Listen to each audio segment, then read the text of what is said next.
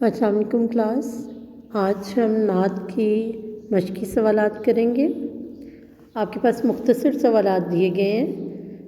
صبا کہاں سے آتی ہے؟ صبا مدینہ شریف سے آتی ہے۔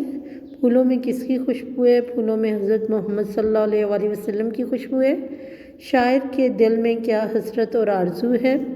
شاعر کے دل میں یہ حسرت اور آرزو ہے کہ میں زندہ رہوں تو تیرے در پر، اور میری موت بھی آئے تو تیرے در پر۔ شاعر اپنی حرمت اور آبرو کس بات میں خیال کرتا ہے؟ شاعر اپنی حرمت اور آبرو اس بات میں خیال کرتا ہے کہ میں تیری راہ میں مر کر خاک ہو جاؤں، یعنی تیری راہ میں اپنی جان بھی قربان کر دوں۔ طوطی و بلبل کس کا ذکر کرتے ہیں؟ طوطی و بلبل حضرت محمد صلی اللہ علیہ وآلہ وسلم کا ذکر کرتے ہیں۔ اس نعت میں ردیف کیا ہے؟ اس نعت کی ردیف ہے۔ اس نعت کے قافیہ کیا ہیں؟ اس نعت کے قافیہ تو، بو، گفتگو، آرزو، چارسو، آبرو ہیں۔ اس کے بعد نعت کا مرکزی خیال دیا گیا ہے یہاں پر۔ اس نعت میں شاعر نے اپنی محبت و عقیدت کا اظہار کیا ہے۔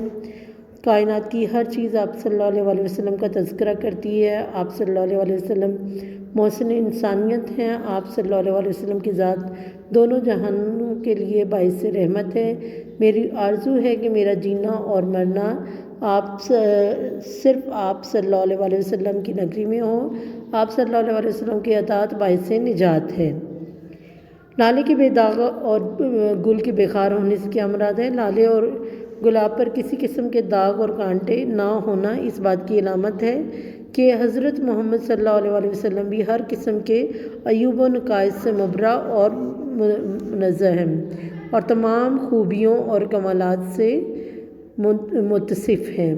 ٹھیک ہے، یعنی آپ صلی اللہ علیہ وآلہ وسلم میں نہ تو کوئی نقص ہے، جیسا کہ لالہ اور گلاب پہ کوئی داغ دھبا نہیں ہوتا، اسی طرح آپ صلی اللہ علیہ وآلہ وسلم میں بھی کوئی نقص نہیں ہے۔ آپ ہر طرح کے نقص سے پاک ہیں، آپ بے خار ہیں، آپ پر کوئی کانٹے، یعنی آپ کسی کو تکلیف پہنچانے والے نہیں ہیں۔ آپ کا وجود جو ہے دوسروں کے لیے فائدہ مند ہے۔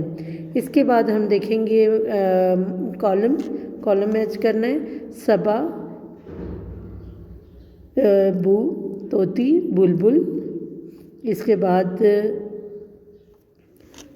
تذکرہ، گفتگو، جیوں، مروں، حسرت، آرزو، یکسو، چارسو، حرمت، آبرو، ظہور، نور، مکان، لامکان۔